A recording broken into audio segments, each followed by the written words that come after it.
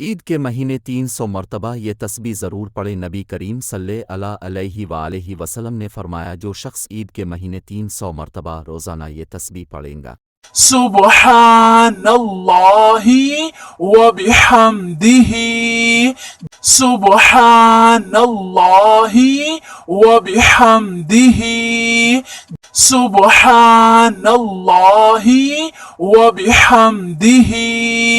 جس نے عید کے مہینے 300 مرتبہ یہ دعا پڑھ کے سب مسلمانوں کو بخش دیا تو ہر قبر میں نور ہی نور پیدا ہوگا، اور جب اس کو پڑھنے والا فوت ہوگا تو اللہ تعالیٰ اس کی قبر کو جنت کے باغوں میں سے ایک باغ بنا دے گا، یا اللہ تمام مسلمانوں کی مغفرت فرما دے۔